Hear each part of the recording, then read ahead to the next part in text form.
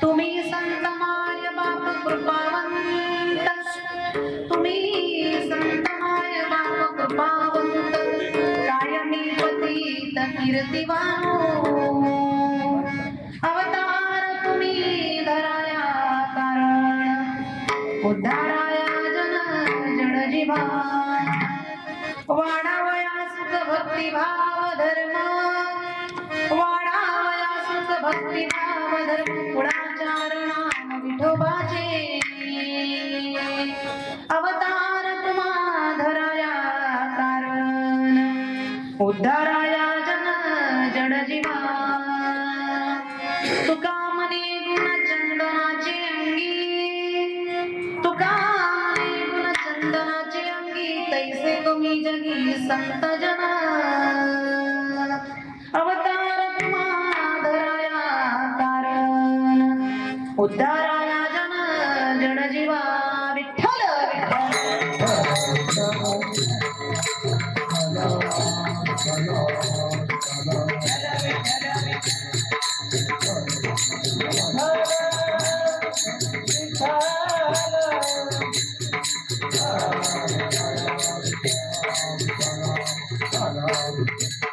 समचरण सरोजं सान्द्र नीलाम्बुदाभं, जगन्निहित पानी मंडनं मंडनानां, तरुण तुलसीमाला कन्दरं कञ्जनेत्रं,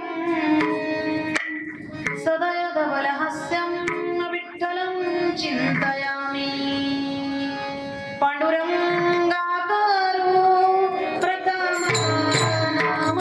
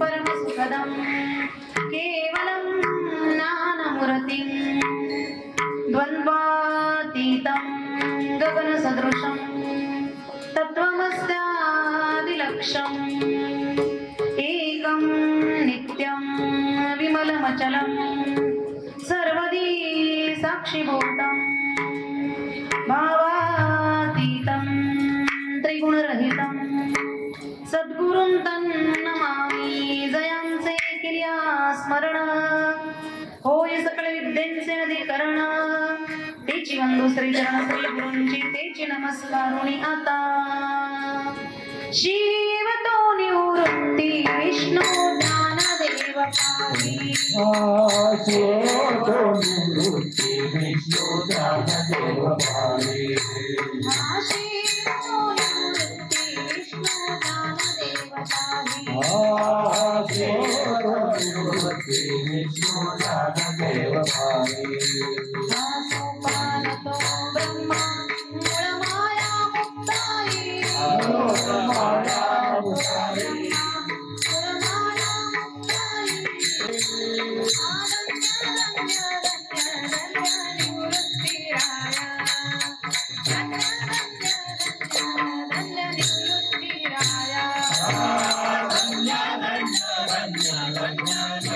धन्य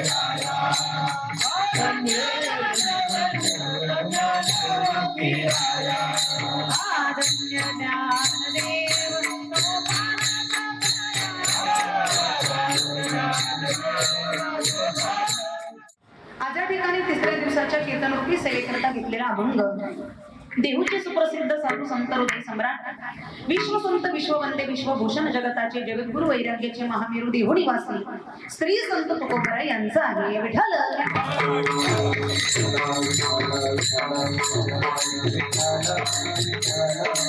आमचे युट्यूब वाले दादा आपला हा कार्यक्रम या ठिकाणी त्यांच्या चॅनेलद्वारे ते प्रसारित करणार आहेत म्हणून त्यांच्या चरणावरती या ठिकाणी वंदन करेल आणि सगळ्यांच्या चरणावरती नतमस्तक होऊन आता मात्र अभंगाला सुरुवात. विठ्ठल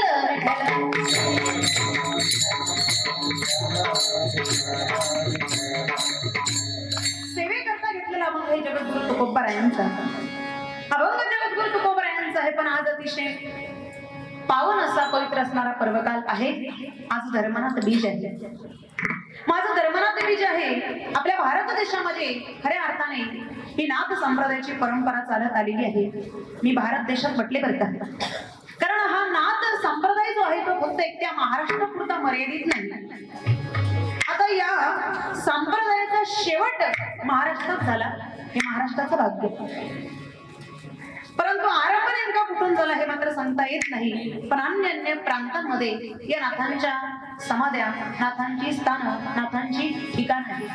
संपूर्ण भारतवर्षामध्ये पसरलेला हा नाथ संप्रदाय आणि याच नाथ परंपरेमध्ये असणारे खऱ्या अर्थाने एक महान असे नाथ, मोठे नाथ ज्यांना निवृत्तीनाथ म्हटलं जातं आणि त्यांचे शिष्य ज्ञानराज माऊली. विठ्ठल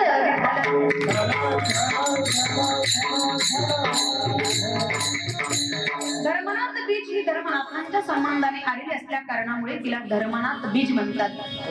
धर्मनाथांना त्यांच्या श्रीगुरूंकडून ज्या दिवशी अनुग्रह प्राप्त झाला तो परम पवित्र असणारा दिवस म्हणजेच आजचा दिवस म्हणजेच धर्मनाथ बीज.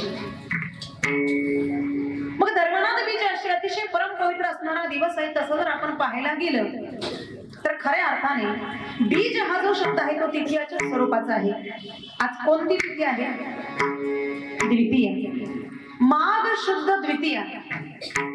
मग आता आज द्वितीय आहे, माघ शुद्ध द्वितीय, द्वितीयेलाच बीज असं म्हटलं जातं. आता पुढच्या महिन्यामध्ये जगद्गुरु तुकोबरायांचे सुद्धा बीज येणार आहे. ती फाल्गुन मध्य द्वितीयेला आणि त्याच्या अगोदर निळोबरायांची सुद्धा बीज होऊन जाते आणि ती म्हणजे ती येते फाल्गुन शुद्ध द्वितीयेला. मग आता खऱ्या अर्थाने बीज शब्द, बीज म्हणजे दोन, म्हणजे द्वितीय म्हणजे दोन हा शब्द खऱ्या अर्थाने बीज नावाने ओळखला जातो. आता यम द्वितीया ही भावबीज नावाने ओळखली जाते. मग खऱ्या अर्थाने जगद्गुरु तुकोबरायांनी वैकुंठ गमन ज्या दिवशी केलं त्याला बीज अशा प्रकारे म्हटलं जातं. निळोबरायांनी सुद्धा वैकुंठ गमन ज्या दिवशी केलं त्यालाही बीज असं म्हटलं जातं. मग जे ज्या दिवशी घडलं त्याला बीज या नावाने संबोधलं जातं. विठ्ठल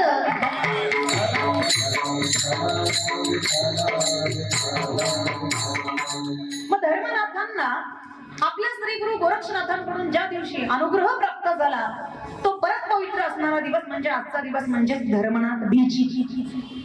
हा परत पवित्र असणारा दिवस आहे. पण अनुग्रह शब्द तसा जर आपण बघितला तर तो नंतर आलेला आहे. कारण तिथीनेही बीज शब्द येतो आणि अनुग्रहाने सुद्धा बीज शब्द येतो. अनुग्रह म्हणजे मनुष्य जन्माला आल्याच्या नंतर त्याचा दुसरा जन्म आहे. कारण पहिला जन्म आई बापापासून प्राप्त होतो तो सगळ्यांचाच होतो. पशुपक्ष्यांना आई बाप आहे, त्यांनाही जन्म प्राप्त होतो, त्यांनाही आई बाप आहे. पण हे आपले आई वडील आहेत ही कल्पना, ही भावना त्यांच्या अंतःकरणात नसते. म्हणजे ज्याला आई बापाची ओळख राहत नाही त्याला काय म्हणतात? त्याला पशु पक्षी म्हणतात. मग त्यांचाही जन्म आई बापापासून आहे पण हे आपले आई वडील आहेत त्याची कल्पनाची ओळख त्यांना राहत नाही. मग ज्याला आई बापाची ओळख राहत नाही त्याला पशु पक्षी असं म्हटलं जातं. नाहीतरी काय थोडी श्वान सुतरे बापुडी.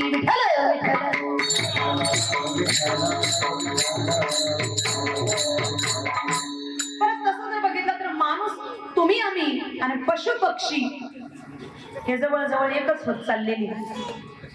कारण पशु पक्षी आणि मनुष्य याच्यामध्ये जी मर्यादा होती, जी भिंत होती, की हा माणूस आहे आणि हा पशु आहे.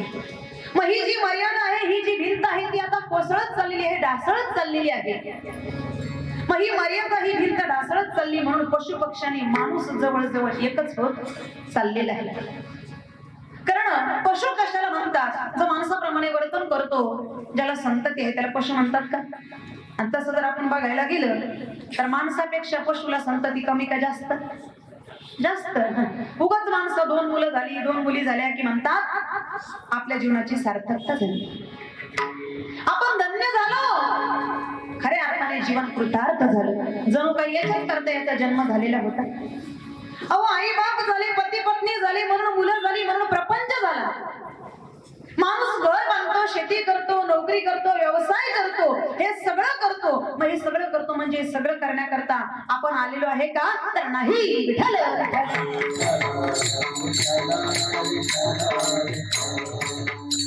आपण लग्नाला जातो, लग्नाला गेलो की न गेलो, पण ज्याच्या घरी लग्न असतं, येणाऱ्या प्रत्येक पाहुण्याच्या भोजनाची व्यवस्था त्याला करावी लागते. आता आलेली सर्व जी वराडी मंडळी आहेत, आता मला सांगा, ती जेवणाकरता आलेली असते का लग्न लावण्याकरता आलेली असते? आलेली सगळी वराडी मंडळी कशा करता आलेली असते? लग्न लावण्याकरता. आता आपण ज्या वेळेला लग्नाला निघतो त्यावेळेला आपण असं म्हणतो का चला जेवायला जायचंय? मग काय म्हणतो? लग्नाला जायचं. लग्नाला जायचं आहे ना म्हणून जेवायचंय. जेवायला जायचंय म्हणून लग्नाला जायचंय का? मग लग्नाला जायचं आहे म्हणून जेवायचं आहे. तसं मनुष्य जन्माला आल्याच्या नंतर देव स्वरूपाची ओळख करून घेण्याकरता, प्राप्ती करून घेण्याकरता हा नरदेह आपल्याला प्राप्त झालेला आहे. मग आता नरदेहाला आला, आई बाप झाली, पती पत्नी झाली, म्हणून मुले झाली, म्हणून प्रपंच झाला. मग घर बांधलं जात असेल, शेती केली जात असेल, व्यापार केला जात असेल, नोकरी केली जात असेल, व्यवहाराकरता जेही काही केलं जातं ते सर्व जरी करत असला, मग हे सर्व करणं म्हणजे या जन्माची सफलता आहे का? याला सोय म्हणतात. मग सोय होणं याचा अर्थ सफलता नाहीये. सोय होणे याचा अर्थ सफलता नाहीये. मग जीवनाची सफलता जर आपल्याला प्राप्त करून घ्यायची असेल तर त्याच्याकरता आपल्याला दुसरं काही केलं पाहिजे. मग दुसरं काही याचा अर्थच बीज.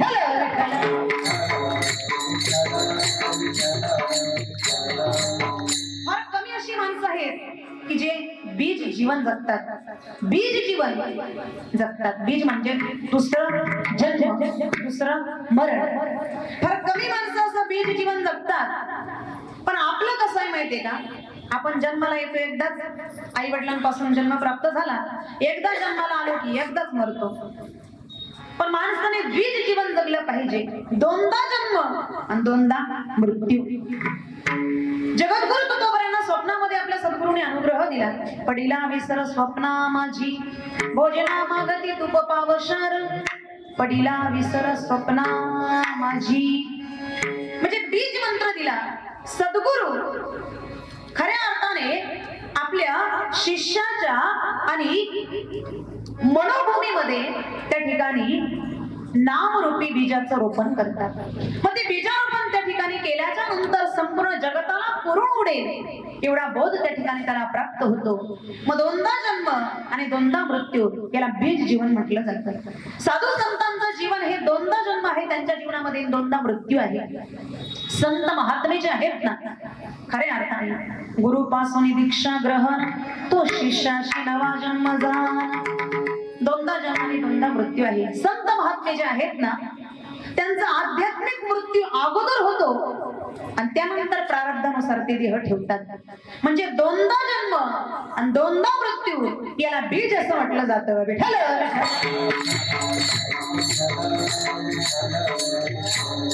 पण असं पवित्र असणारा, पावन असणारा पर्वकाल ज्याचं नाव आहे धर्मनाथ बीज.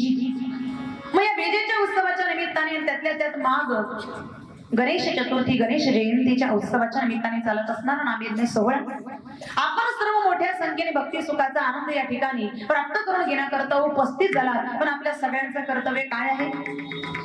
कीर्तन संपेपर्यंत एक एक डुकला सगळ्यांचा झाला. मग काय केलं पाहिजे? आपल्या सगळ्यांचं कर्तव्य या ठिकाणी आल्याच्या नंतर काय? ज्यावेळेला भगवान परमात्म्याचं भजन सुरू होईल त्यावेळेला तुम्ही काय करायचंय? मुखाने टाळी आणि हाताने भगवंताचं नामचिंतन. बरोबर ना? काय करायचंय? म्हणजे तुम्ही सगळे कीर्तनात बसलेले, नाहीतर माझं चाललंय इकडे आणि तुम्ही चालली. आणि चष्मेवाल्यांपासून सावध राहणे तर माझ्यासमोर सगळी बसलेली चष्मेवाले ते सगळे जागृत आहेत बरं का. कसे जागृत आहे. म्हणून मात्र काय करायचं आहे? ज्यावेळेला भगवान परमात्म्याचं नामचिंतन सुरू होईल, हाताने टाळी आणि मुखाने भगवंताचं नामचिंतन. विठ्ठल विठ्ठल.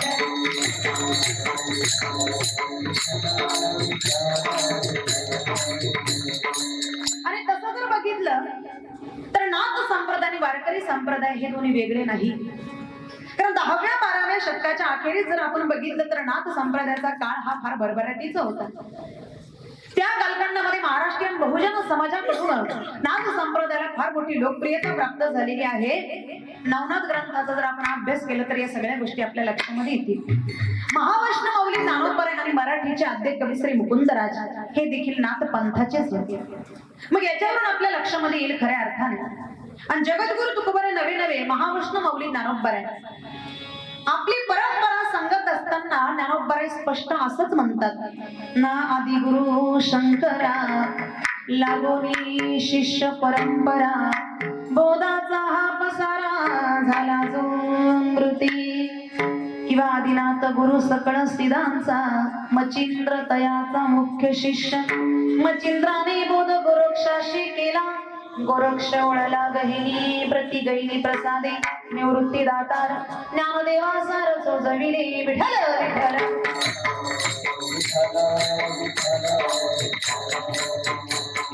महावैष्णव माऊली ज्ञानोबरांच्या कुळामध्ये त्यांचे पंचश्री त्र्यंबकपंत यांना मात्र त्या ठिकाणी गोरक्षनाथांकडून त्या ठिकाणी अनुग्रह प्राप्त झालेला होता. आणि त्याचप्रमाणे आजोबा गोविंद पंतांनी वडील म्हणतो निवृत्तीनाथ महाराज यांना मात्र गहिनीनाथांनी गुरु उपदेश केलेला होता. मग याच्यावरून आपल्या असं लक्षामध्ये येईल की ज्ञानोबरांची गुरु परंपरा जी आहे ना ही नाथ संप्रदायाचीच होती. म्हणून तर म्हटलं जातं ज्ञानदेवे रचिला पाया उभारिले देवालया. ज्ञानोबरांनी भागवत संप्रदायाचा पाया घातला असं जरी आपण सगळेजण म्हणत असलो, पण हा पाया खऱ्या अर्थाने ज्याच्यावरती उभारलेला आहे तो खऱ्या अर्थाने नाथ संप्रदायावरतीच उभारलेला आहे. विठ्ठल.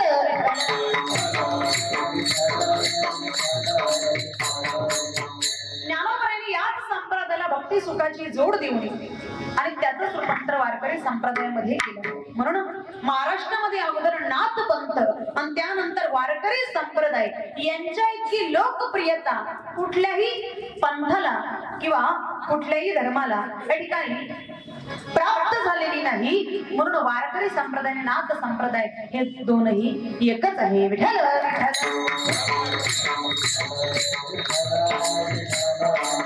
त्याच नाथ परंपरेतील असणारे आज धर्मनाथांची बीज. धर्मनाथांच्या संबंधाने आलेले धर्मनाथांना आपल्या सद्गुरूंकडून ज्या दिवशी अनुग्रह प्राप्त झाला त्याला धर्मनाथ बीज असं म्हटलं जातं. मग अतिशय परम पवित्र पावन असणारा पर्वकाळ ज्याचं नाव आहे धर्मनाथ बीज. कारण एकदा प्रसंग असा घडला की मचिंद्रनाथ महाराज आणि गोरक्षनाथ महाराज ही दोन्ही गुरु शिष्याची जोडी फिरत फिरत प्रयागराज या क्षेत्रामध्ये आली. आणि प्रयागराज क्षेत्रामध्ये त्या ठिकाणी आल्याच्या नंतर त्या प्रयाग राज्यामध्ये त्रिविक्रम नावाचा राजा हा त्या ठिकाणी राज्य करत होता. त्रिविक्रम नावाचा राजा त्या ठिकाणी राज्य करत असताना हा राजा अजिंक्य आणि चक्रवर्ती सम्राट होता. शत्रूवरती जर म्हटलं तर तो काळाप्रमाणे तुटून पडत होता. पराजय त्याच्या जीवनामध्ये त्याला कधीही माहीत नव्हता. आणि हा त्रिविक्रम राजा अतिशय दयाळू अंतःकरणाचा होता आणि साधू संतांवरती त्याचा अतोनात अशा प्रकारचा विश्वास. त्याच्यामुळे त्याची जी प्रजा आहे ना अतिशय सुखी आणि समाधानी होती. आदर्श असणाऱ्या राजाची प्रजा सुद्धा सुखी आणि समाधानी होती. सगळं काही त्रिविक्रम राजाच्या जीवनामध्ये जर आपण बघितलं तर अनुकूल आहे, सुख समाधान आहे. पण त्याच्या जीवनामध्ये एक प्रकारचं दुःख होतं, त्याला पुत्र संतती नाही. मग पुत्र संतती नसल्या कारणामुळे एवढ्या सुखात सुद्धा हा राजा दुःखी होता. आणि त्याची जी पत्नी होती त्या राणीचं नाव रेवती राणी. ही रेवती राणी सुद्धा पुत्रप्राप्ती नसल्या कारणामुळे तीही जरा उदास असायची. मग आपल्याकडे सगळे सुख आहेत परंतु आपल्याला पुत्र संतती नाही हा विचार करून मात्र त्या ठिकाणी राजा दिवसेंदिवस थकत चालला. कुठलाही मनुष्य किती सुखात समाधानात असल्यानं त्याचं शरीर दाखवून देत असतं की त्याला काहीतरी काळजी आहे, काहीतरी चिंता आहे, काहीतरी दुःख. दिवसेंदिवस या चिंतेने या काळजीने मात्र त्या ठिकाणी हा त्रिविक्रम राजा थकत चालला आणि परिणाम असा झाला की त्याच्या अंतःकरणामध्ये अशी भावना झाली की आता आपल्याला पुत्र प्राप्ती होणं शक्य नाही. हा विचार त्याच्या अंतःकरणामध्ये आला आणि या चिंतेमध्ये या विचारामध्ये हा त्रिविक्रम राजा मरण पावला. राजा मरण पावला पण राजा गेल्याच्या नंतर मात्र संपूर्ण प्रयाग राज्यावरती दुःखाचं डोंगर कोसळला. संपूर्ण प्रजा त्या ठिकाणी हंबरडा फोडून रडू लागली. राणी रेवतीला सुद्धा आणीवर अशा प्रकारचं दुःख त्या ठिकाणी झालेलं आहे. सगळी प्रजा त्या ठिकाणी आक्रोश करून रडू लागली आणि सगळी प्रजा म्हणू लागली त्रिविक्रम राजासारखा राजा आता होणे शक्य नाही. सगळी प्रजा शोक सागरात बुडाली आणि त्याच वेळेला मच्छिंद्रनाथ महाराज आणि गोरक्षनाथ महाराज ही गुरु शिष्याची जोडी त्या ठिकाणी आली. शोक सागरात बुडालेल्या त्या प्रजेला बघून मात्र त्या ठिकाणी मच्छिंद्रनाथांच्या अंतःकरणामध्ये दया उत्पन्न झाली. मृदू सभाय नवनीत तैसे सज्जनांची चित्त. मच्छिंद्रनाथांच्या अंतःकरणामध्ये दया उत्पन्न झाली आणि त्यांनी विचार केला केवढा भाग्यवान आहे म्हटले हा राजा की संपूर्ण प्रजा याच्या करता दुःख करत आहे तर शोक करत आहे. मग आपण जर या राजाला जिवंत केलं तरी सगळी प्रजा पुन्हा सुखी आणि आनंदी होईल. मग त्याला जिवंत करण्याच्या अगोदर मच्छिंद्रनाथांनी त्याची आयुष्य मर्यादा बघितली आणि आयुष्य मर्यादा बघत असताना मच्छिंद्रनाथांच्या एक गोष्ट लक्षामध्ये आली की त्रिविक्रम राजा हा ब्रह्मतत्वात विलीन झालेला आहे. ते हताश झाले म्हटले कारण आता मूळ बीजच शिल्लक राहिलेलं नव्हतं. राजाला जिवंत करणं आता शक्य नाही. गोरक्षनाथ मात्र त्या ठिकाणी त्या सर्व प्रजेकडे बघून त्यांचं दुःख बघून हताश झाले आणि हे दोघही गुरु शिष्याची जोडी गावाबाहेर असणाऱ्या शिव मंदिराच्या बाहेर त्या ठिकाणी जाऊन बसली. जवळच मात्र त्रिविक्रम राजाच्या आणि प्रेतावरती अंत्यसंस्कार करण्याकरता सगळी प्रजा त्या ठिकाणी जमलेली होती. पण गोरक्षनाथांच्या अंतःकरणामध्ये मात्र राजाला आपल्या सद्गुरूने जिवंत करावी ही इच्छा होती आणि गोरक्षनाथ मात्र मच्छिंद्रनाथांना विनंती करत होते की तुम्ही राजाला जिवंत करा. मच्छिंद्रनाथांनी सांगितलं ते आता शक्य नाही. म्हटले तुम्ही जर राजाला जिवंत करणार नसाल तर मी जिवंत करेन. म्हटले तुला ते करणं शक्य नाही, तू आता शांत बस. मच्छिंद्रनाथांनी त्यांना शांत बसायला सांगितले पण गोरक्षनाथांनी सांगितलं मी शांत बसू शकणार नाही. तुम्ही जर राजाला जिवंत करणार नसाल तर मी जिवंत करेल आणि मी जर राजाला जिवंत करू शकलो नाही तर मी माझा खऱ्या अर्थाने प्राणत्याग करेन, देह या ठिकाणी माझा समर्पित करेन.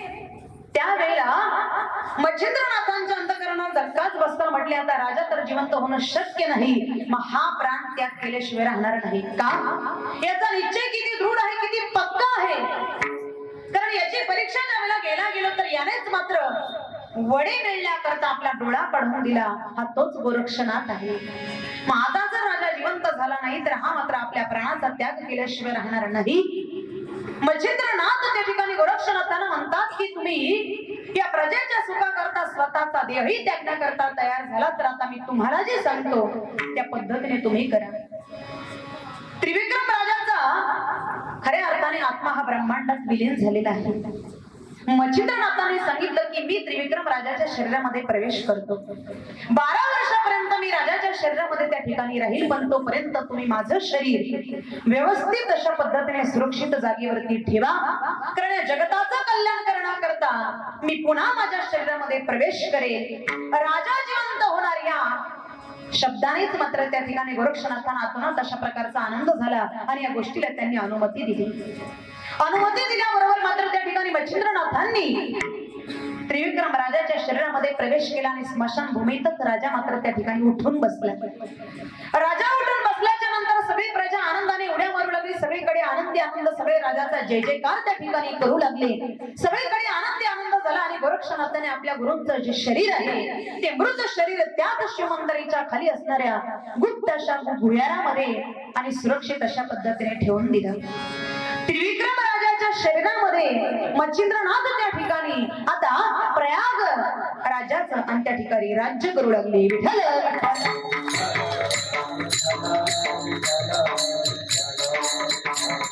त्रिविक्रम राजाच्या शरीरामध्ये प्रयाग राज्याचा राज्यकारभार पाहत असताना मच्छिंद्रनाथांचं वागणं, बोलणं, त्यांचे व्यवहार सगळे काही अगदी राजाप्रमाणेच होते. 2 महिन्यापर्यंत त्यांचा राज्यकारभार गोरक्षनाथांनी बघितला आणि 2 महिन्यांच्या नंतर गोरक्षनाथ तीर्थयात्रेला निघून गेले. पुढे मात्र त्या ठिकाणी राज्यकारभार चाललेला आहे. 6 महिन्याचा कालखंड गेला आणि राणी रेवती गरोदर राहिली. तिला एक पुत्ररत्न प्राप्त झालं. मोठ्या थाटामाटामध्ये त्या ठिकाणी त्या बाळाचा बारसा साजरा करण्यात आलं आणि बारशाचा कार्यक्रम संपन्न झाल्याच्या नंतर त्या बाळाचं नाव धर्मनाथ हे ठेवण्यात आलं. हा धर्मनाथ मात्र त्या ठिकाणी दिवसेंदिवस मोठा होत चालला. धर्मनाथ मोठा झाल्याच्या नंतर त्रिविक्रम राजाच्या शरीरामध्ये मच्छिंद्रनाथांनी प्रवेश केलेले आणि ते मात्र त्यांनी या धर्मनाथांचा राज्याभिषेक केला. राज्याभिषेक सोहळा मात्र त्या ठिकाणी थाटामाटामध्ये संपन्न झाला आणि महिनाभर धर्मनाथांचा राज्यकारभार त्रिविक्रम राजाच्या शरीरामध्ये असणाऱ्या मच्छिंद्रनाथांनी बघितला आणि पुन्हा मात्र त्यांनी यथावकाश त्रिविक्रम राजाच्या शरीराचा त्याग केला. राजाच्या शरीरावरती त्या ठिकाणी अंत्यसंस्कार करण्यात आले आणि मच्छिंद्रनाथांनी पुन्हा मात्र आपल्या शरीरामध्ये प्रवेश केला.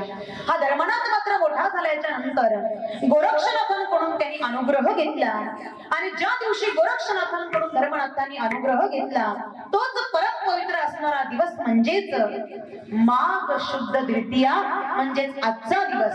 मग धर्मनाथांना ज्या दिवशी आपल्या सद्गुरूंकडून अनुग्रह प्राप्त झाला त्याला धर्मबीज असं म्हणतात. त्यालाच आपण सर्वजण धर्मनाथ बीज म्हणतो. विठ्ठल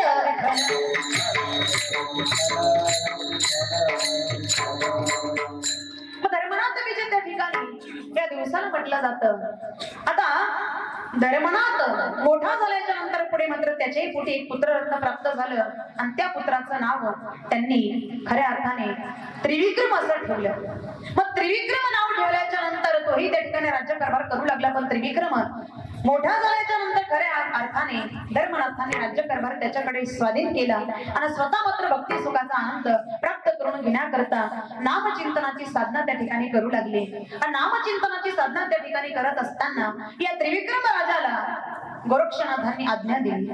धर्मनाथ बीजेचा उत्सव इथून पुढे मात्र तो अखंड चालू ठेवायचा आहे आणि आपल्या सद्गुरूंच्या आज्ञा प्रमाण मारून त्या ठिकाणी धर्मनाथ बीजेचा उत्सव त्रिविक्रम राजाने मोठ्या थाटामाटात त्या ठिकाणी संपन्न केला. तिथून पुढे तो उत्सव मात्र या ठिकाणी संपन्न होत असताना आज तागायत मात्र तो सुरूच आहे. आणि या धर्मनाथ बीजेच्या उत्सवामध्ये स्वतः गोरक्षनाथ त्या ठिकाणी प्रसाद वाटत असतात. त्यामुळे सर्व देव सुद्धा त्या उत्सवामध्ये त्या ठिकाणी सहभागी झाले आणि सगळ्यांनी तो प्रसाद त्या ठिकाणी ग्रहण केला. याचं वर्णन गोरक्षनाथ महाराज आपल्या किमयागिरी ग्रंथामध्ये करतात की धर्मनाथ बीजेचं काय महत्व आहे. जोही कोणी हा धर्मनाथ बीजेचा उत्सव साजरा करेल संपन्न करेल त्याला लक्ष्मीची प्राप्ती होईल. त्याच्या आयुष्यामध्ये कधी दरिद्रता येणार नाही. भव भय रोग दोष दारिद्र्य यापासून त्याची सुटका होईल आणि त्याच्या घरामध्ये सुख समृद्धी आणि शांती मात्र त्या ठिकाणी नांदल्याशिवाय राहणार नाही. तोच धर्मनाथ बीजेचा उत्सव तेव्हापासून आतापर्यंत संपन्न केला जातो आणि आपल्या भारत वर्षामध्ये हा धर्मनाथ बीजेचा उत्सव मोठ्या थाटामाटात साजरा करण्याची परंपरा आहे. विठ्ठल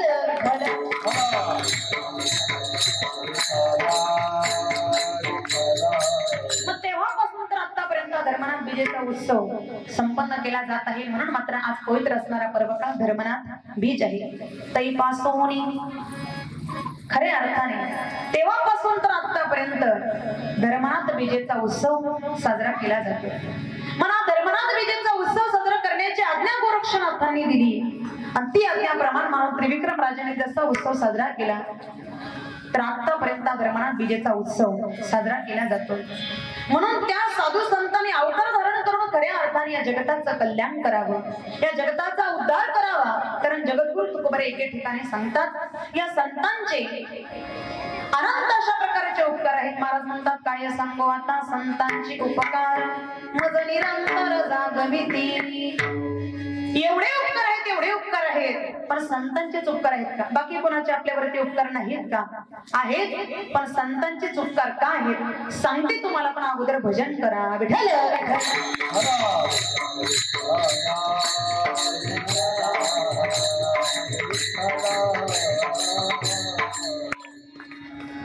अनेक जणांचे आपल्यावरती उपकार आहेत. भगवान परमात्म्याने सृष्टी विश्व निर्माण करत असताना आपल्यावरती उपकार करण्याकरता काही जणांची या ठिकाणी निर्मिती केलेली आहे. शास्त्राने त्याचं वर्णन केलेलं आहे. रविचंद्र घनावृक्षा नदी गोवस सज्जना येथे परोपकाराय युगे देवेन निर्मिता. रविचंद्र घनावृक्षा नदी गोवस सज्जना 7 जणांचे उपकार या श्लोकामध्ये सांगितलेले. रवी म्हणजे सूर्य, चंद्र, गणा म्हणजे मेघ म्हणजे ज्याला आपण पाऊस म्हणतो, चौथा आहे वृक्ष, पाचवी आहे नदी, सहावी आहे गाय आणि सातवा आहे सज्जन म्हणजे महात्मा ज्याला आपण संत म्हणतो. संतांचे उपकार महाराज सांगतात, परंतु इतर 6 घटकांचे उपकार सांगितले जात नाही. का उपकार मानत नाही तेही सांगते. विठ्ठल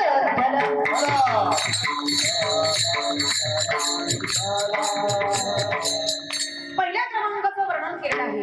रवी म्हणजे सूर्य, प्रकाश देतो, हा त्याचा आपल्यावरती काय आहे? उपकार आहे.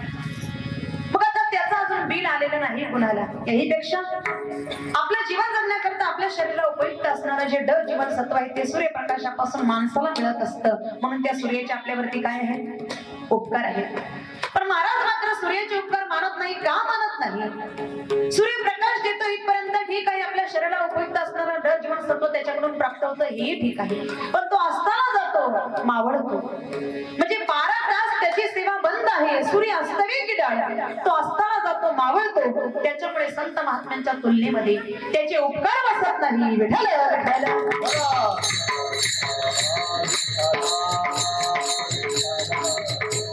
दुसऱ्या प्रकारचं वर्णन शास्त्राने केलेलं आहे. चंद्र शीतलता देतो, प्रकाश देतो, हा त्याचा आपल्यावरती काय आहे? उपकार आहे. याही पेक्षा आपण जे धान्य खातो, गहू म्हणा, ज्वारी म्हणा, बाजरी म्हणा, जेही काही धान्य खातो ते धान्य पक्व दशेला प्राप्त होतं. ते चंद्रामृतामध्येच पक्व दशेला प्राप्त होतं, असं त्याचं शास्त्र आहे. म्हणून त्या चंद्राचे सुद्धा आपल्यावरती काय आहे? उपकार. पण महाराज चंद्राचे सुद्धा उपकार मानत नाही. का मानत नाही? चंद्र प्रकाश देतो, शीतलता देतो इथपर्यंत ठीक आहे, पण चंद्राचा प्रकाश 15 दिवस वाढत वाढत जातो. 15व्या दिवशी तो पूर्ण आहे. चंद्र पूर्ण एखादी वेळ सदा पुरते, फक्त पौर्णिमेला तो पूर्ण आहे. एरवी तो अपूर्ण असल्या कारणामुळे संत महात्म्यांच्या तुलनेत त्याचे उपकार बसत नाही, म्हणून महाराज चंद्राचे उपकार मानत नाही. विठ्ठल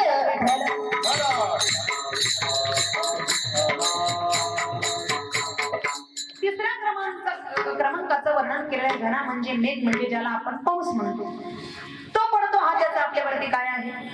उपकार आहे. बरं, पडत असताना त्याच्याजवळ भेदभाव नाही.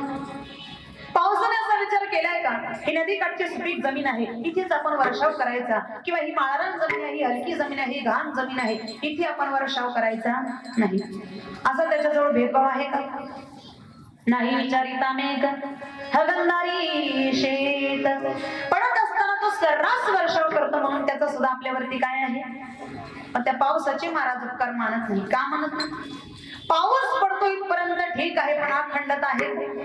उन्हाळ्यात, हिवाळ्यात, पावसाळ्यात. पावसाळ्यात सुद्धा पडत असताना 4 महिने सुद्धा तो नीट पडत, 12 तासात 36 तासात ओसरतो, उघडतो. मेघ उदार परी ओसरे, म्हणून उपमेसी न पुरे. संत महात्म्यांच्या तुलनेमध्ये तोही अपूर्ण असल्या कारणामुळे महाराज त्या ठिकाणी पावसाचे सुद्धा उपकार मानत नाही. विठ्ठल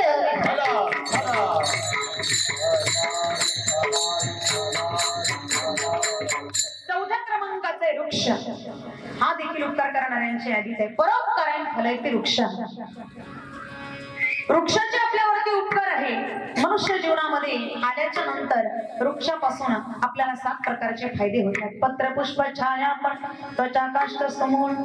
वृक्ष सर्वांगी सफळ, सर्वांचे केवळ उपकारी. नाथबाबा वर्णन करतात 7 प्रकारचे फायदे मात्र मानवी जीवनामध्ये त्या वृक्षापासून माणसाला होतात. पत्र, पुष्प, छाया, फळ, त्वचा म्हणजे सल, काष्ठ म्हणजे लाकूड आणि मूळ. वृक्ष सर्वांगी सफळ, सर्वांचे केवळ उपकारी. मग तो उपकार करणाऱ्यांच्या यादीत आहे. याच्यापेक्षा त्याच्याजवळ भेदभाव नाही. बघा, माऊली ज्ञानोबा वर्णन करतात की कल्पना करा, एकाने वृक्ष लावला, दोन्ही शेतांच्या बांधावरती बरोबर मध्यवर्ती तो वृक्ष लावला. तो वृक्ष लावला, त्याला कुंपण केलं, त्याला खत पाणी घातलं, तो वृक्ष मोठा झाला. एवढा मोठा झाला, एवढा मोठा झाला, एवढा मोठा झाला, त्याला फुले आली, फळं आली. पण आता बाजूच्या शेतात असताना तो दुसरा शेतकरी आहे. त्या शेतकऱ्याने मात्र हातामध्ये कुऱ्हाड घेतली आणि तो त्या ठिकाणी आला आणि तो म्हणायला लागला, आता मात्र हा वृक्ष मला ठेवायचा नाही, कारण याने मला फार अडचणी आणायला सुरुवात केली आहे, त्यामुळे मी आता हे झाड तोडणार. पण ज्याने तो वृक्ष लावला, ज्याने त्याला कुंपण केलं, ज्याने त्याला खतपाणी घातलं, ज्याने तो वृक्ष मोठा केला, तो म्हणायला लागला, अरे हे झाड आता तू तोडू नकोस, कारण याला आता फुलं यायला लागली, फळं यायला लागली. हे झाड तू तोडू नकोस, मी तुझ्या समोर हात जोडतो, हे झाड तू तोडू नकोस. दोघांची चर्चा चाललेली. कुठे? त्याच झाडाखाली, त्याच झाडाच्या सावलीमध्ये. आता मला सांगा, ज्याने ते झाड लावलं त्या झाडाला त्याने सावली दिली, आणि जो ते झाड तोडण्याकरता हातात कुऱ्हाड घेऊन आला त्या झाडाने त्याला ऊन दिलं का?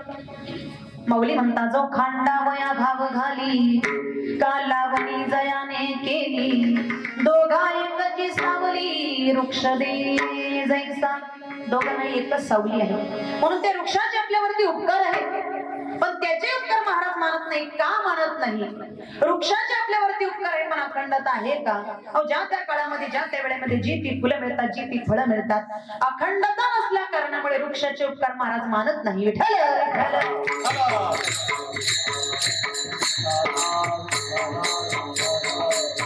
पाचव्या क्रमांकाचं वर्णन केलं आहे नदी. नदी वाहते ही उपकार करण्याकरताच.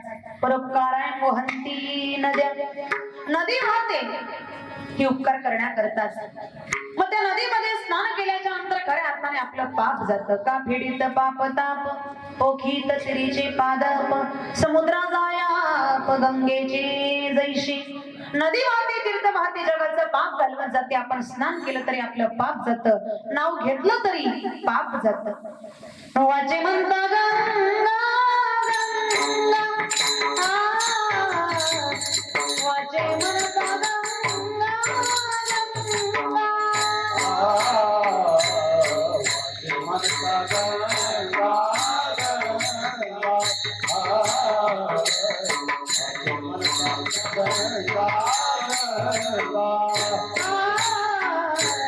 वाचे म्हणता गंगा गंगा, वाचे म्हणता गंगा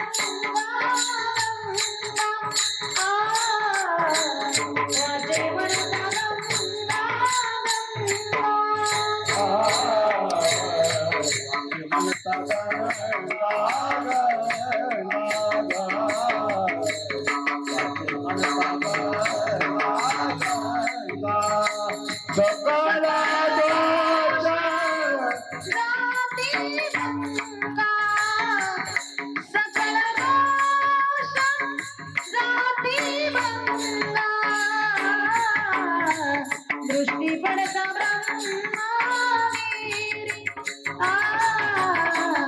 दृष्टी पडता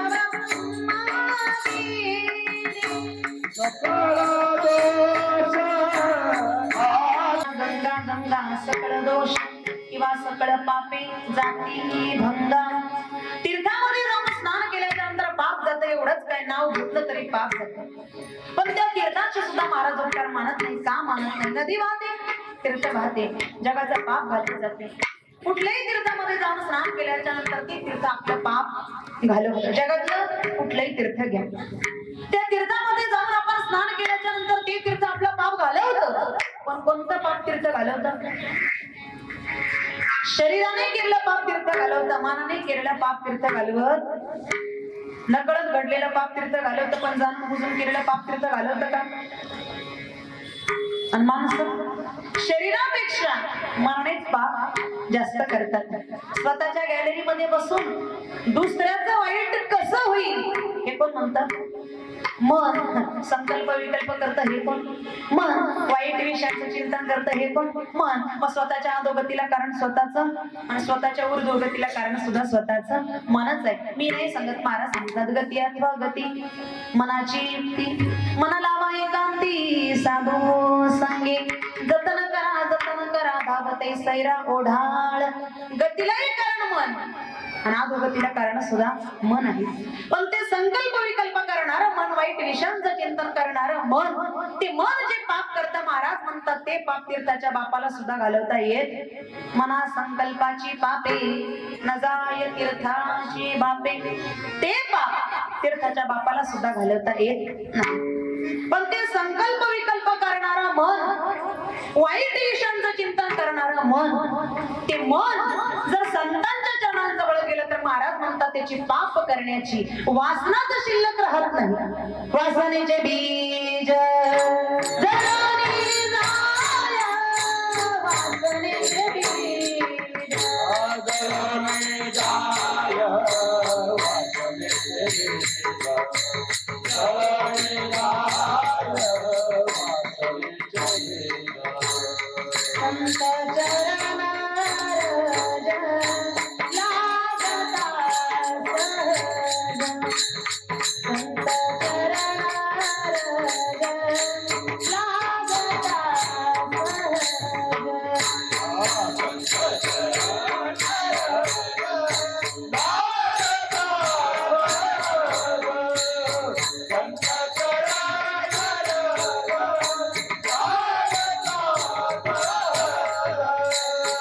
वाचनेचे बीज जळून जाय, वाचनेचे बीज जळून जाय, वाचनेचे बीज जळून जाय, मग रामाने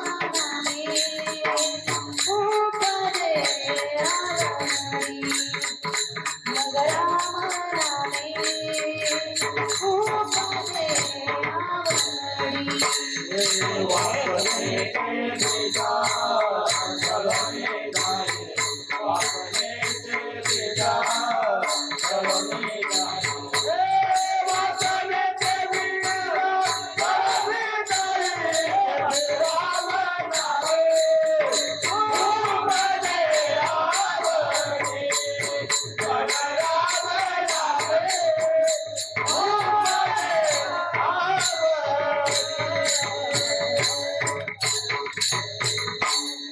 चरण रज लागता सहज, वासनेचे बीज जळून जाय. ते संकल्प विकल्प करणारं मन, वाईट विषयांचं चिंतन करणारं मन, ते मन संतांच्या चरणांजवळ आलं. त्याची पाप करण्याची वासनाच शिल्लक राहत नाही, पण ते मन जे पाप करत महाराज, ते पाप तीर्थाच्या बापाला सुद्धा घालवता येत नाही. मन महाराज त्या तीर्थाचे सुद्धा उपकार मानत नाही. विठ्ठल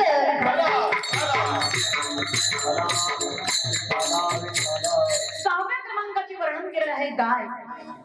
गाय सुद्धा उपकार करणाऱ्यांच्या यादीत आहे. परोपकारायण दोहंती गोया. गाय पण कोणती गाय? गावठी गाय, गावरान गाय, जिच्या शरीरामध्ये 33 कोटी देवता वास्तव्य करतात, जी आपल्या हिंदू धर्माचं प्रतीक आहे. तिला आपण गोधन म्हणतो, तिला हिंदू धर्माचं प्रतीक म्हणतो, धर्माचं प्रतीक म्हणतो, अशी गावठी गाय. तिच्यापासून जेही काही निर्माण होतं ते सगळं काही आपल्या दृष्टीने उपयुक्त आहे. मग तिला होणारं वासरू असेल, गोरा असेल, दही असेल, दूध असेल, तूप असेल, लोणी असेल, शेण असेल, गोमूत्र असेल, सगळं काही आपल्या दृष्टीने उपयुक्त आहे. तिला आपण धर्माची माय म्हणतो, धर्माचं प्रतीक म्हणतो.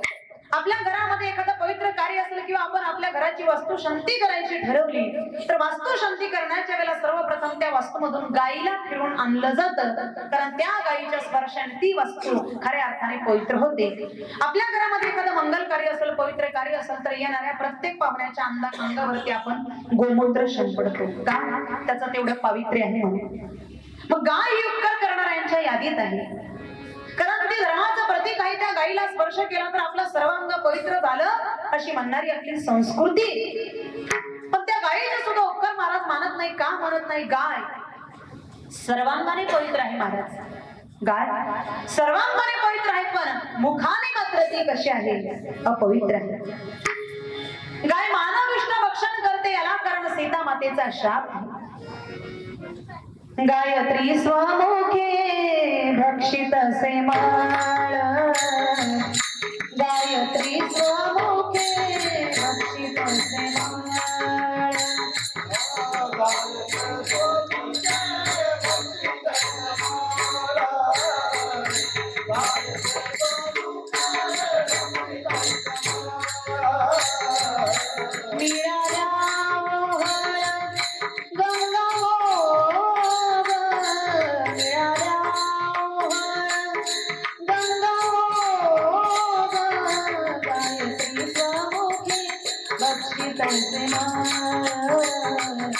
गायत्री स्वमुखे भक्षित असे माळ.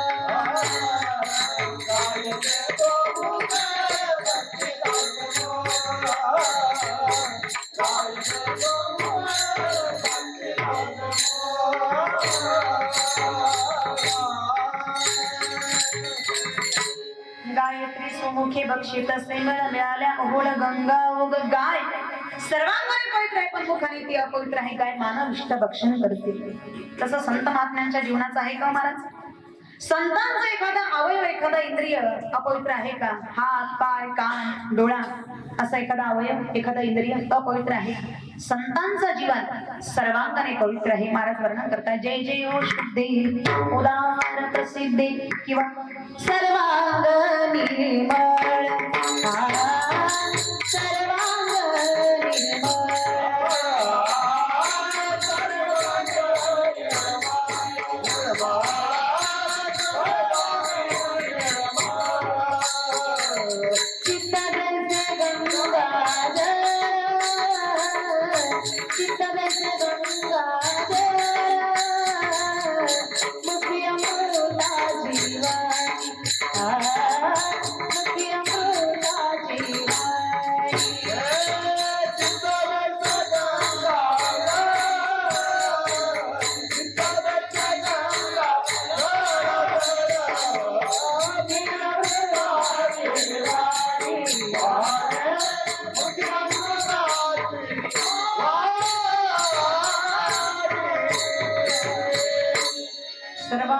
निर्मळ चित्त दैसे गंगाजळ किंवा पवित्र सोहळी एकतीच भूमंडळी. या भूमंडळामध्ये पवित्र सोहळं जीवन फक्त संतांचंच आहे. गाय सर्वांमध्ये पवित्र पण मुखाने तेव्हा पवित्र आहे. बघा गायीचं दर्शन सुद्धा पुढून घेतलं जात नाही, पाठीमागून घेतलं जातं असं त्याचं शास्त्र आहे. गाय सर्वांमध्ये पवित्र पण मुखाने अपवित्र असल्या कारणामुळे संत महात्म्यांच्या तुलनेमध्ये तिचे उपकार बसत नाही, म्हणून महाराज गायीचे उपकार सांगत नाही. विठ्ठल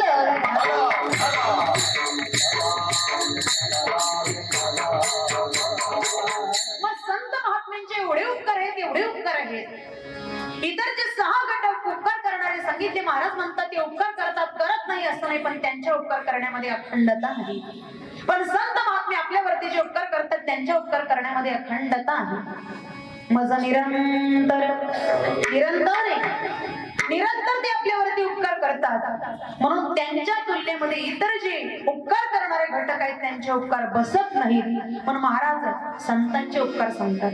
संतांचे अनंत अशा प्रकारचे उपकार आहेत, म्हणून जगद्गुरु तुकोबाराय सांगतात, ओ माय बाप संत जन हो, तुम्ही आमच्यावरती जे उपकार केलेले आहेत ते उपकार सांगण्याकरता त्याची कीर्ती मी पतित माझ्या मुखाने काय मानू, तुकोबाराय अभंगाच्या प्रथम चरणात सांगतात. संत माया बाप कृपावंत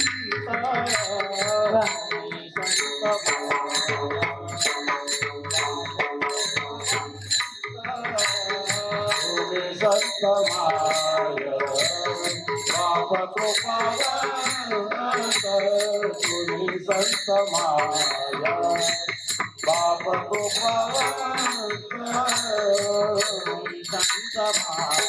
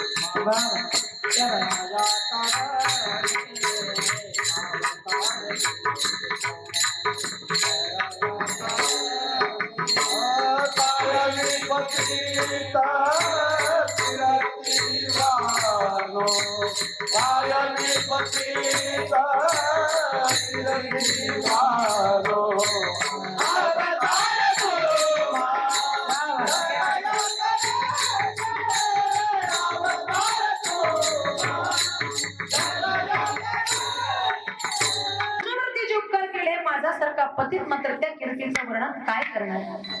संत महात्म्यांचे एवढे उपकार आहेत, एवढे उपकार आहेत. महाराज म्हणतात ज्या महात्म्यांचं जीवन पूर्णत्वाला प्राप्त झालेलं आहे, त्यांना कुठलंही कर्तव्य करणं शिल्लक राहिलेलं नाही. मनुष्य देह धारण करून या मृत्यू लोकात येण्याची सुद्धा त्यांना गरज नाही. माऊली ज्ञानोबाराय सांगतात, देखे प्राप्त्यर्थ झाले जे निष्कामता पावले तया कर्तव्यासी उरले लोका लागे. या बोधाला ज्यांचं जीवन प्राप्त झालेलं आहे तरीही ते हा देह धारण करून या मृत्यू लोकात आले, ते स्वतः करता आले का? तर नाही. तुमच्या आमच्या सर्वसामान्य जीवनाचा उद्धार करण्याकरता संतांचा मूळचं स्थान वैकुंठ सोडून भूतलावरती आले. आम्ही वैकुंठ वासी आलो याची कारणासी बोलिले जे ऋषी साच भावे वर्ताया. वैकुंठ सोडून संत या भूतलावरती आले कशा करता? तर तुम्हा सर्व जीवांचा उद्धार करण्याकरता. जगाच्या कल्याणा संतांच्या विभूती, जगाच्या कल्याणा संतांच्या विभूती, जगाच्या कल्याणा संतांच्या विभूती, जगाच्या कल्याणा संतांच्या विभूती, जगाच्या कल्याणा संतांच्या विभूती, जगाच्या कल्याणा संतांच्या विभूती, जगाच्या कल्याणा संतांच्या विभूती, जगाच्या कल्याणा संतांच्या विभूती. देह कष्ट विधी परोपकारे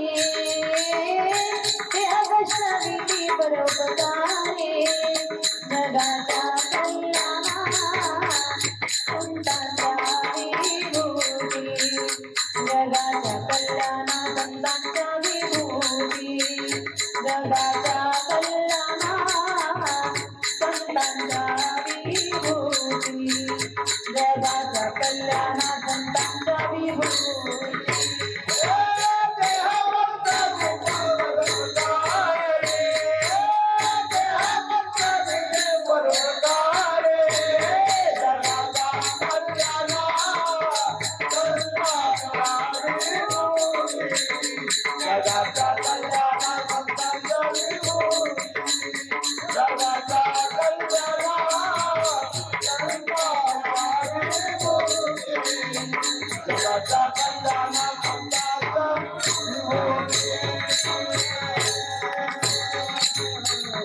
जगाच्या कल्याणा संतांच्या विभूती देह कष्टविधी परोपकारी कृष्ण अवतारामध्ये ज्या वेळेला द्वापरयुग संपूर्ण आणि कलियुगाला प्रारंभ होणार होता.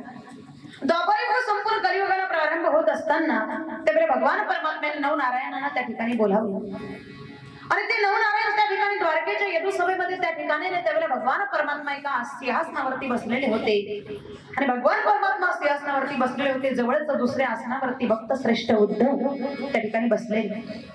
हे नवनारायण त्या ठिकाणी द्वारकेच्या यदू सभेमध्ये आले. कवी हरी अंतरिक्ष प्रबुद्ध पिप्पलायन अविरभद्र द्रुमिल चमस अंतरिक्ष आणि करभंजन हे नवनारायण त्या ठिकाणी आल्याच्या नंतर खर तर भगवान परमात्म्याचं कार्य करणारे वैकुंठामध्ये नारायणाच्या जवळ वास्तव्य करणारे नारायणाचं कार्य करणारे म्हणून त्यांना सुद्धा नारायणच म्हटलं जातं. हे नवनारायण त्या ठिकाणी द्वारकेच्या यदू सभेमध्ये आल्याच्या नंतर भगवान परमात्म्याने त्यांना बसण्याकरता आसन दिलं. खरं तर देवानेच त्यांना बोलवलं, बसण्याकरता आसन दिलं आणि दिल्याच्या नंतर ते नवनारायण भगवान परमात्म्याला विचारतात की देवा आम्हाला या ठिकाणी कशा करता बोलवलेलं आहे. भगवान परमात्मा सांगतात आता द्वापरयुग संपूर्ण कलियुगाला प्रारंभ होणार आहे. कलियुगाला प्रारंभ होत असताना मात्र ज्या पद्धतीने समुद्राच्या जलाशयामध्ये सर्व राजहंस एकत्रित पद्धतीने त्या ठिकाणी वास्तव्य करतात त्याच पद्धतीने या कलियुगामध्ये भक्ती मार्गाचा प्रचार प्रसार होण्याकरता आपण सर्वजण एकत्रितरित्या त्या ठिकाणी अवतार घेऊया. आपल्या सगळ्यांना मात्र त्या ठिकाणी भूतलावरती अवतार घ्यायचा आहे. पण अवतार घेत असताना नवनारायण भगवंताला म्हणतात देवा अवतार घ्यायचा इथपर्यंत आम्हाला समजलं पण देवा कुणी कुठे आणि कसा अवतार घ्यायचा हे मात्र तुम्ही आम्हाला सांगा. मग अवतार कुणी कुठे आणि कशा पद्धतीने घ्यायचा भगवान परमात्मा म्हणतात तुम्ही भूतलावरती अवतार धारण केल्याच्या नंतर संप्रदाय त्या ठिकाणी स्थापन करावा आणि खऱ्या अर्थाने योग्य अशा प्रकारची शिक्षा आणि शिकवण देऊन जगामध्ये भक्ती मार्गाचा प्रचार प्रसार करावा आणि भगवान परमात्म्याच्या नामचिंतनाचा महिमा वाढवावा. त्याकरता कुणी कसा अवतार घ्यायचा भगवान परमात्मा सांगतात की कवी नारायण हे मात्र त्या ठिकाणी मच्छिंद्रनाथ म्हणून या जगामध्ये कार्य करतील. हरिनारायण हे त्यांचा शिष्य गोरक्षनाथ होतील. पिप्पलायन हे चरपटीनाथ होतील. त्याच पद्धतीने अविरभद्र ऋषी हे वटसिद्ध नागनाथ होतील. त्याच पद्धतीने द्रुमिल ऋषी हे भरतरीनाथ होतील. करभंजन ऋषी हे गहिनीनाथ होतील. त्याच पद्धतीने अंतरिक्ष ऋषी हे त्या ठिकाणी जालांतर नाथ म्हणून या जगामध्ये कार्य करतील. चमस नारायण हे त्या ठिकाणी आणि चरपटीनाथ होतील. त्याच पद्धतीने प्रबुद्ध नारायण हे कालिकनाथ म्हणून या जगाचा उद्धार करण्याकरता अवतार घेतील.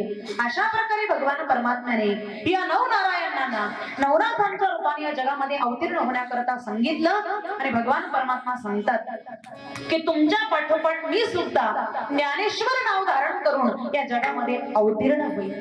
कवी वाल्मिकी हे तुलसीदास होतील. त्याच पद्धतीने शुक मुनी हे कबीरदास होतील. व्यास मुनी हे भक्त श्रेष्ठ जयदेव होतील. जांबुवंत हे नरहरी सोनार होतील. बलराम भक्त पुंडलिक होतील. भगवान शंकर निवृत्ती दादा नावाने अवतार घेतील.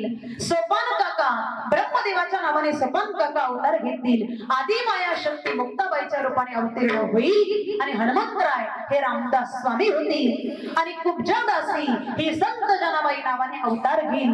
अशा प्रकारे ही सर्व संत मंडळी या ठिकाणी अवतीर्ण होऊन या जगताचा उद्धार करण्याकरता या जगताचं कल्याण करता या संतांनी या भूतलावरती अवतार घेतला. अवतार घेऊन ते करतात काय जगद्गुरु तुकोबा या अभंगाच्या दुसऱ्या चरणात सांगतात. अवतार तो माधरया अवतार तो माधरया अवतार तो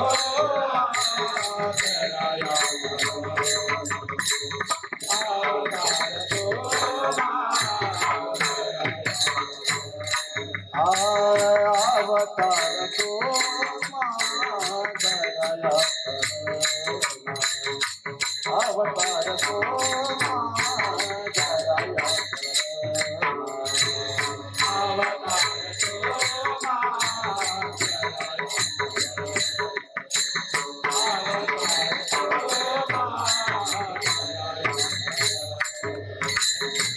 उदराया जना जडजीवा उदराया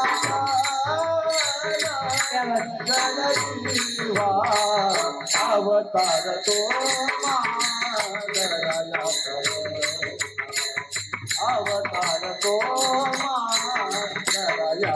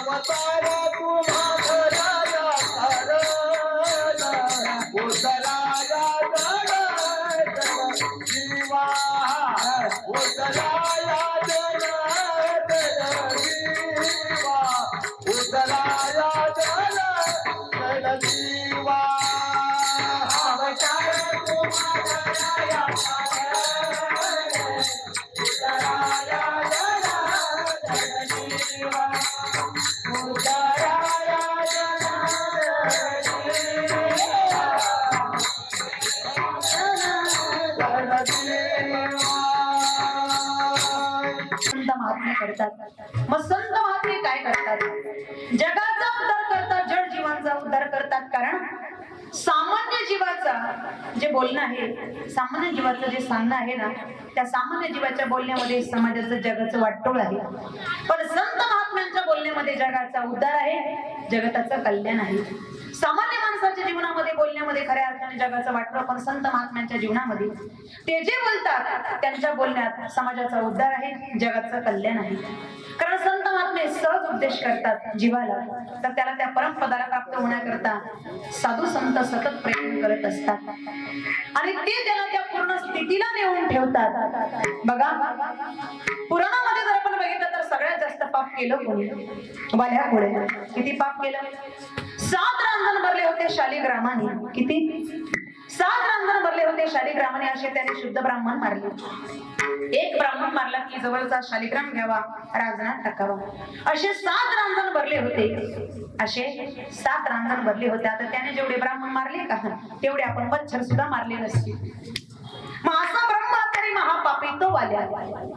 पण त्याच्या भाग्यात म्हणा, त्याच्या भाग्याचा उदय म्हणा, ज्या रस्त्याने तो माटमारीचा धंदा करत होता त्याच रस्त्याने स्वानंदमध्ये भजन करत न करत नारद त्या रस्त्याने आले. नारदानं बघितल्याबरोबर त्यांच्यावरती कुऱ्हाड घेऊनच धावला. कशा करता? मारण्याकरता. कुऱ्हाड घेऊन धावल्याबरोबर नारद म्हटले, वाल्या थांब. थांब म्हटल्याबरोबर थांबला तो, कारण साधूंचा तेवढा अधिकार आहे. थांबला तो.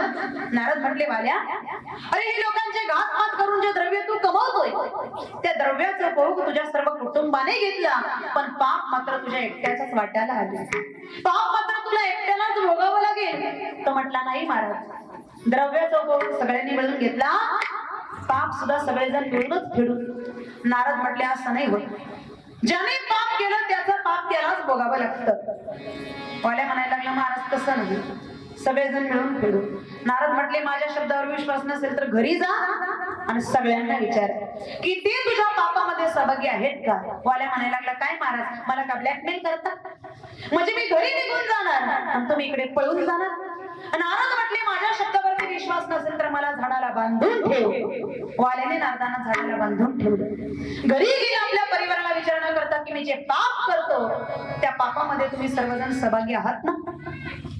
मुलांना विचारलं. मुलं म्हणायला लागली, म्हटले तुमच्या पापाचा आमचा संबंध काय? तिथून उठला, आई वडिलांकडे गेला, त्यांना विचारू लागला, आई बाबा मला पाप फेडू लागणार ना? आई वडील म्हणायला लागले, म्हटले अरे बा तू कसं कमवून आणतोस ते आम्हाला सांगू नको बाबा, कारण आता या वृद्धाप काळामध्ये, या वयामध्ये आमचा योग्य प्रकारे सांभाळ करणं हे तुझं कर्तव्य नाही. तू कसं कमवून आणतोस ते आम्हाला सांगू नको, तुझ्या पापाचा आमचा कुठल्याच प्रकारचा संबंध नाही. तिथून उठला, विचार करू लागला. मुलं पापामध्ये सहभागी होत नाही, आई वडील पापामध्ये सहभागी होत नाही, मग ती म्हणजे कोण? पत्नी. तिथून उठला, पत्नीकडे गेला, तिला म्हणायला लागला, म्हटले का ग तू माझी धर्मपत्नी आहेस ना? ती म्हणायला लागली, याच्यात काय संशय? म्हटले, मग तू जर माझी धर्मपत्नी आहेस तर मी जे पाप करतो पापामध्ये तू सहभागी आहेस ना? ती म्हणायला लागली, म्हटले काय बोलता? का ते काय श्रीखंड पुरी बासुंदी का जिलेबी आहे वाटून खायला? तुम्ही केलं म्हटले तुमचं तुम्हीच फेडा. का? आपलं शास्त्र असं सांगतं, मालकाने जर पाप केलं, मालकाने जर पाप केलं तर त्याचं सगळं पाप त्याला, आणि मालकाने जर पुण्य केलं तर त्यातलं अर्ध पुण्य पत्नीला आपोआप जात असतं, असं धर्मशास्त्र आहे.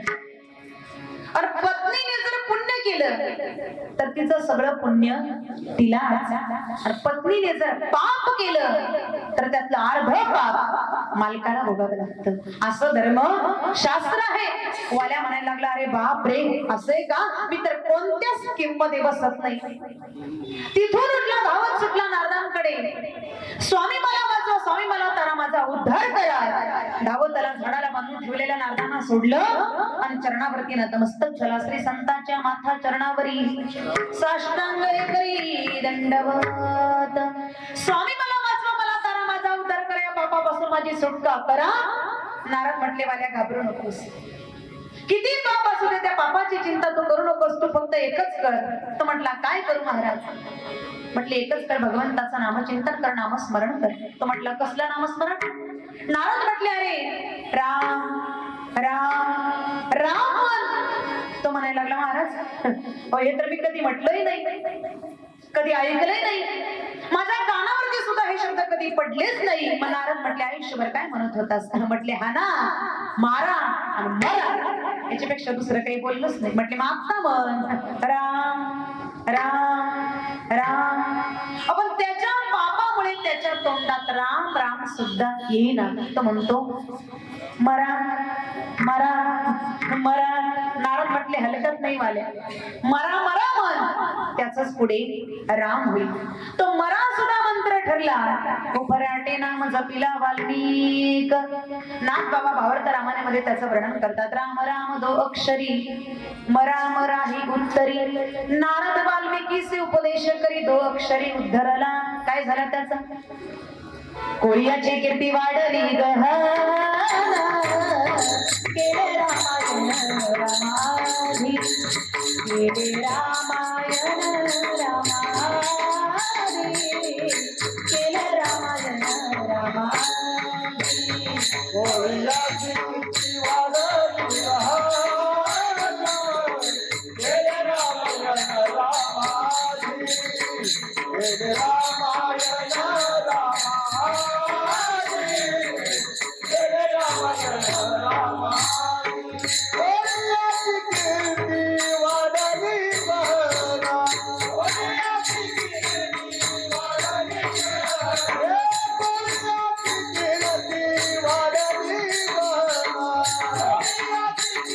कोळियाची कीर्ती वाढली गहना, केले रामायण रामाधी, केले रामायण रामाधी, केले रामायण रामाधी. कोळियाची कीर्ती वाढली गहना, केले रामायण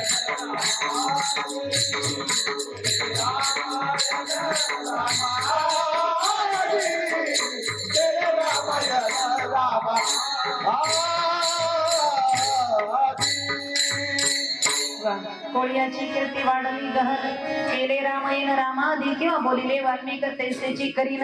वर्तुनी नावीन नामा म्हणे, उद्धार झाला त्याचा. म्हणून जगद्गुरु तुकोबारे म्हणतात, अवतार तुम्हा धराया कारण, उद्धाराया जन जड जीवन. मग का हो तुकोबारे? हे संत महात्मे भूतलावरती आल्याच्या नंतर, अवतरण झाल्याच्या नंतर फक्त या जड जीवांचा उद्धार करतात का? तुकोबारे म्हणतात, ते फक्त जड जीवांचा उद्धारच करतात असं नाही. मग ते काय करतात? तुकोबारे अभंगाच्या 3ऱ्या चरणात सांगतात. या सुख वाढाव, या सुख भक्ती भाव वाढाव, या सुख वाढाव, या सुख वाढाव, या सुख भक्ती भाव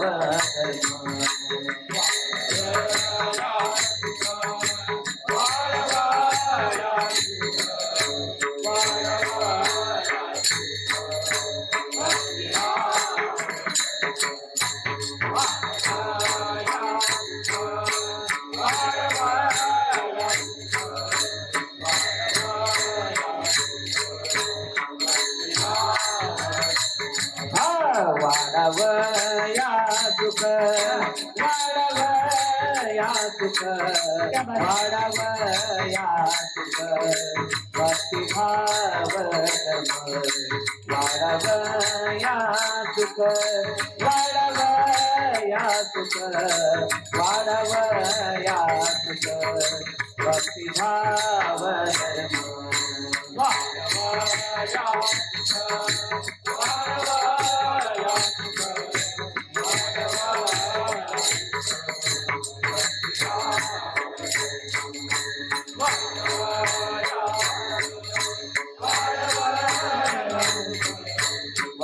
विठोबाचे अवतार तुम्हा धराया कारण उद्धाराया जन जड जीवा. त्या भगवान परमात्म्याचं मोठ्या प्रेमाने आवडीने भाविक अंतकरणाने भजन करायचं आहे. ज्याला ज्याला देवाने 2 हात दिलेले आहेत ना, त्या प्रत्येकाने आपले 2 हात वरती करायचे. मोठ्या प्रेमाने आवडीने आणि भाविक अंतकरणाने भगवंताचं भजन करायचे. विठोबा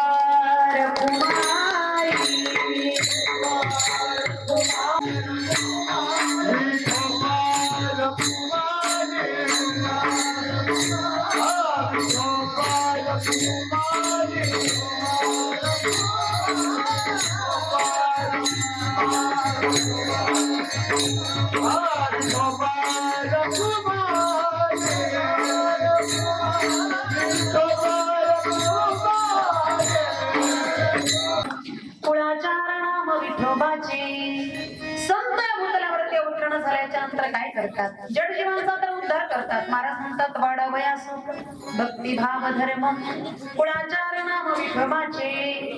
भक्तिभाव धर्म वाढवण्याकरता, या जगामध्ये सुखाची प्राप्ती करून घेण्याकरता आणि भगवान परमात्म्याच्या नामचिंतनाची मती वाढवण्याचं कार्य संत या जगामध्ये करतात. हे जे आम्हा करणे काम बीज वाढवावे नाम किंवा धर्माचे पालन करणे पाखंड खंडन.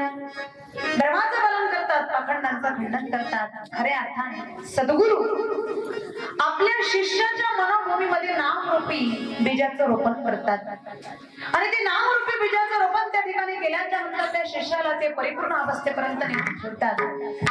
मग गोरक्षनाथांनी धर्मनाथांना ज्या दिवशी अनुग्रह दिला तो परम पवित्र असणारा दिवस म्हणजे आजचा दिवस म्हणजेच धर्मनाथ बीज.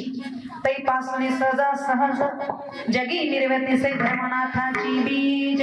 हे व्रताचरण्या महाराज तुष्ट होती गोरक्ष. पूर्वी कमयागार ग्रंथात स्वये बोलिला गोरक्षनाथ की बीजेचे जो आचरिल व्रत शक्ती समान आपुल्या तयाचे गृही दोष दारिद्र्य रोग भोगादी विघ्नेंद्र स्वप्नावादी संसार अभद्र पाहणार नाही निज दृष्टी. जो हे धर्मनाथ विजेचं व्रत करेल, जो हा उत्सव त्या ठिकाणी संपन्न करेल, साजरा करेल, त्याच्या घरामध्ये सदैव लक्ष्मीचं वास्तव्य राहील. त्याच्या घरामध्ये कधी दारिद्र्य येणार नाही. सर्व भव भय रोग दोष यापासून मात्र खऱ्या अर्थाने तो मुक्त होईल आणि सदैव त्याच्यावरती गोरक्षनाथांची कृपा राहील. म्हणून मात्र परम पवित्र असणारा हा दिवस धर्मनाथ बीज. या संतांचं अंतःकरण कसं आहे? संतांचं जीवन हे चंदनाप्रमाणे आहे. कारण चंदनाचा पहिला गुण आहे की खऱ्या अर्थाने मंगलता. चंदन ज्याप्रमाणे खऱ्या अर्थाने ज्या ठिकाणी वास्तव आहे चंदनाचं, तिथलं सगळं वातावरण जे आहे ना ते सुगंधित करतं, मंगलमय करतं. तसं संत ज्या ठिकाणी वास्तव्य करतात ना तिथला सगळा परिसर मात्र ते त्या ठिकाणी मंगलमय करतात, भक्तिमय करतात. चंदनाचा दुसरा गुण आहे की चंदन जे आहे ना स्वतःही चंदन आहे ना दुसऱ्याला सुद्धा ते चंदनच बनवतं. तसं संत स्वतः तर त्या परमपदाला प्राप्त होतात पण दुसऱ्याला सुद्धा संत बनवतात. चंदनाचा तिसरा गुण आहे ताप निवारण करणं. मौलागिरी नावाच्या चंदनाचा एक थेंब उकळत्या तेलात टाकला तर ते लगेच थंड होतं. तसं संत देखील आपल्या जीवनातला आदी दैहिक आदी भौतिक आध्यात्मिक ताप निवारण करण्याचं कार्य करतात. चंदनाचा गुण आणखीन एक असा आहे की चंदन स्वतः दिसतं आणि दुसऱ्याला सुगंधित करतं. तसं संत महात्मे स्वतःचं जीवन समर्पित करतात त्या जगताचं कल्याण करण्याकरता. मग स्वतः दिसतात आणि या समाजाला सुखी करतात. म्हणून संत महात्म्यांचं जीवन कशा पद्धतीचं आहे तर ते चंदनासारखं आहे. अवतार तुम्हाधराया कारण उद्धाराया जन जन जीवा ज्ञानेश्वर माऊली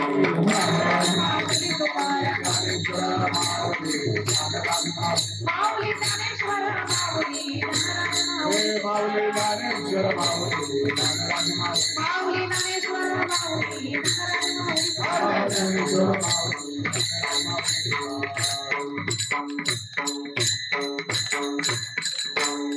सगळ्यांनी एकदा निवृत्ती दादांचं भजन करायचं आहे. टाळी वाजवायची आणि भजन करायचंय आवडीने प्रेमाने. निवृत्ती राया निवृत्ती राया सोपान मुक्ता बाई ज्ञान सतया.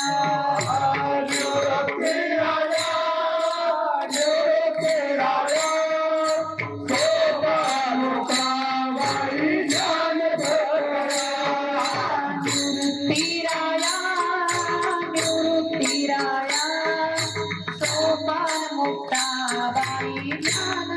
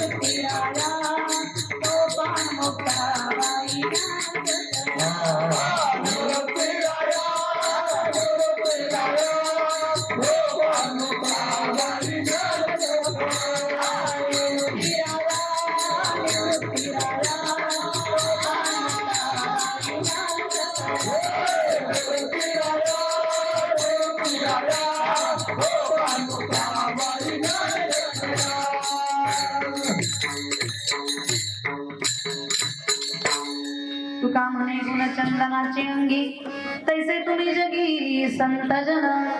अवतार तुम्हाधराया कारण उद्धाराया जन जड जीवा.